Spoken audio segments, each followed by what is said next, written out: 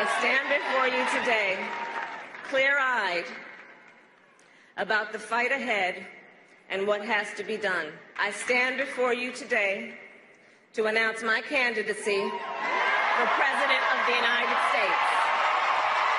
Well, that was Senator Kamala Harris kicking off her presidential campaign in Oakland over the weekend, touting big government programs like Medicare for All and universal pre-K. This as a former Starbucks CEO, Howard Schultz, says he is considering running as a, quote, centrist independent. Let's bring in Karl Rove, former White House Deputy Chief of Staff and a Fox News contributor. You've had a chance, Karl, by now to digest all the news from the weekend. What do you think here? Let's start out first with Senator Harris and some of the things that she's already touting. Yeah, look, from the optics perspective, big crowd, lots of enthusiasm, some good sound bites. But this is going to be the challenge for both Democrats and Republicans in 2020, and that is she endorsed Bernie Sanders' proposal for Medicare for All. Now, independent analyses suggest that would cost an additional $32.6 trillion over the first 10 years of it being in place. You know, close to $3 trillion, more than $3 trillion on average per year. And Bernie Sanders has, quote, not done a cost analysis. Well, I don't think Kamala Harris has done it either. The problem with Medicare for All, and both parties are going to have to find a way to talk about this, is the average Medicare beneficiary today who doesn't get Medicare until 65 pays in $160,000 in payroll taxes and takes out $486,000 in benefit and passes the $326,000 difference onto their kids and the grandkids in the form of bigger debt, bigger national debt. So how you're going to pay for it, how you're going to take a system that's already gone broke, the actuaries of Medicare say it's going to be broke in the next decade, how you go about taking care of that is going to be a big question for Kamala Harris. Sounds good for the Democrat left in the primaries, but in the general election could be a huge problem. We heard a lot about Medicare for All. We also heard Harris take on the president's planned border wall, calling it a medieval vanity project. She cast the United States as being at an inflection point, Karl. Just some of the words that we heard. She went on to ask the crowd there, who are we? Who are we as Americans? Let's answer that question. She said, America, we are better than this. Right. Well, she's positioning herself as an agent of change. But again, language is going to matter. I want her to go to San Diego, California, in her own state, and say, tear down the wall that separates the United States from Mexico. Because in San Diego and many places in San Diego County, the border between the United States is a street between a neighborhood in Mexico and a neighborhood in the United States. That's why we have a wall, so that people can't pass just through that border without having to go through a checkpoint. So, again, the Democrats are running a risk. The things that, like calling it a medieval instrument, is going to be difficult to defend to a lot of other Americans. If you can make the case, as the president can make the case, and as common sense leads you to believe, that some places on the border where they're heavily urbanized areas, there needs to be a physical barrier that channels people to a border crossing so we can control who's coming in and out of the United States. Finally, again, sounds good for the Democrats, but general election a little bit more problematic. Finally, your thoughts on Howard Schultz and the possibility of him running over the weekend. He said, I'm seriously thinking of running for president as an independent. Well, he also said that he would take his time to make up his mind, and he can, because he's very wealthy and he can self-fund his campaign, much as Ross Perot did in 1992. Problems with independents are it's difficult. It's increasingly difficult to get on all 50 state ballots. And then we've already seen people inside the Democratic Party take a hit at him, saying by running as an independent, all you're going to do is split the anti-Trump vote and make it easier for him to win. And these two things, the physical difficulty of getting on the ballot, even if you've got a compelling centrist message, and the difficulty of sniping from the left, saying all you're doing is making it easier for Trump to win again. Schultz is going to have to be able to overcome those by a combination of resources and, more importantly, a strong message that seems to penetrate. And he took on both parties, saying that they're both consistently not doing what's necessary on behalf of the American people and are engaged every single day, he said in an interview, in revenge politics. All right, what a weekend it was. Karl Rove, thank you for joining us this morning. You bet. Thanks for having me. Nancy Pelosi is inviting President Trump to deliver the State of the Union address in Congress on February 5th. As you know, the speech was initially slated for tomorrow, but Pelosi rescinded her invitation due to the partial government shutdown, which has now ended. And we'll have a lot more on that coming up in just a few. But first, The 2020 Democratic presidential primary already turning into a circus.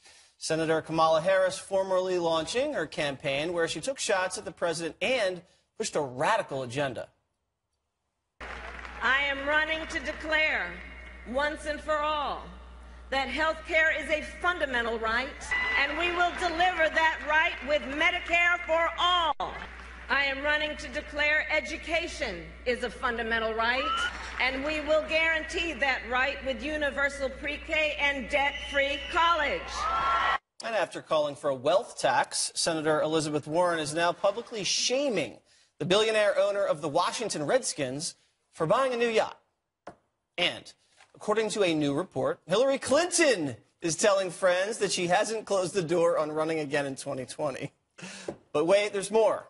Democrats are freaking out over former Starbucks CEO Howard Schultz saying he could run for president as an independent. Liberals fear a third-party candidate could hand Trump a second term. Schultz floating the idea on 60 Minutes. I will run as a centrist independent outside of the two-party system. Not only the fact that this president is not qualified to be the president, but the fact that both parties are consistently not doing what's necessary on behalf of the American people. And President Trump hitting back against Schultz on Twitter, saying he doesn't have the guts to run. All right, Greg, a lot to pick through here.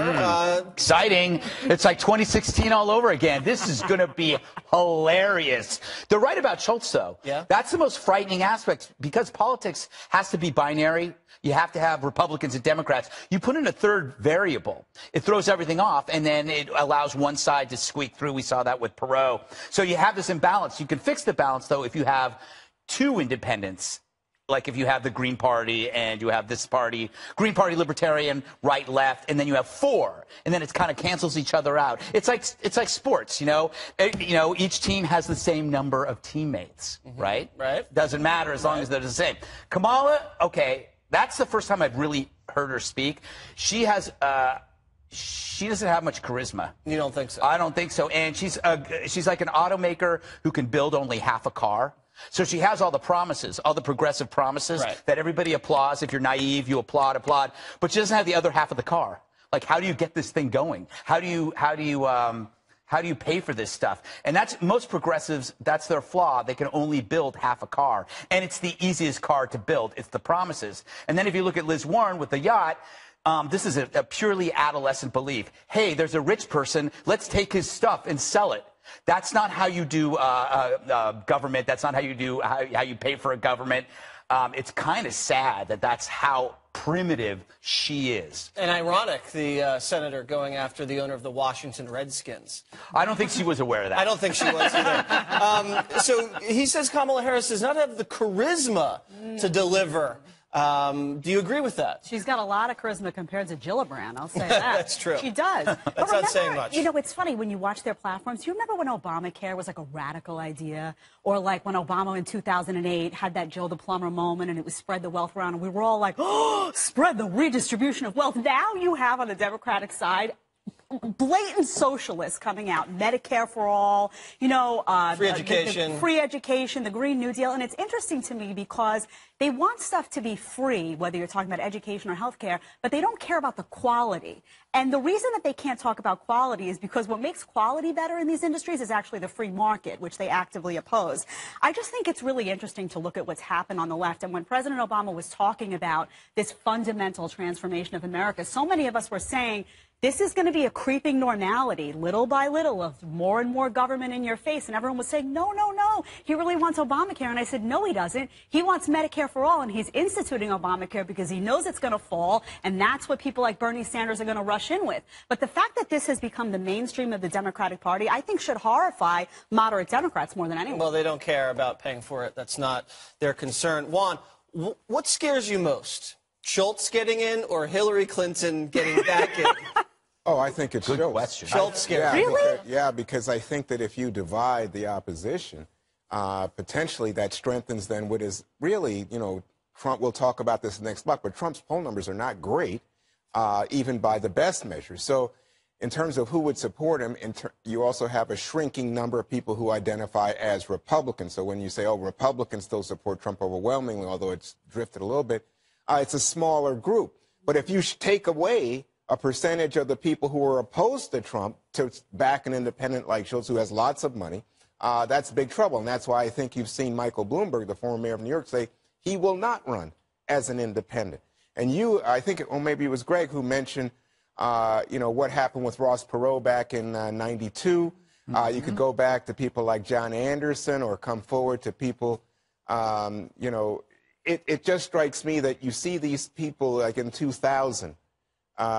People said Nader. If Nader had not been there, we would have had a different president in Florida. Right. Yeah. But I must say, when I hear you say you don't think Kamala Harris has charisma or doesn't have a plan, wait a minute. The deficit's exploding under someone who had no way of saying, she wants here's how I'm going to for pay all for and free education. But I'm just saying, Trump said, oh, you know what, I'm going to cut taxes radically. I'm going to drop the deficit. The deficit's exploded. And I don't hear Republicans saying a word. That's because no matter what you do, whether you raise taxes or cut them, it doesn't matter. Of course At least we're getting money back to the economy. It's clear that we are losing money on that tax cut, and it's not paying for services. We aren't losing money. The American people. The government is losing money. We are the people. have more of our money. That's how it works. We the people. So this whole Howard Schultz discussion is fascinating to me because, of course, you were talking about Ross Perot got almost 19% of the vote.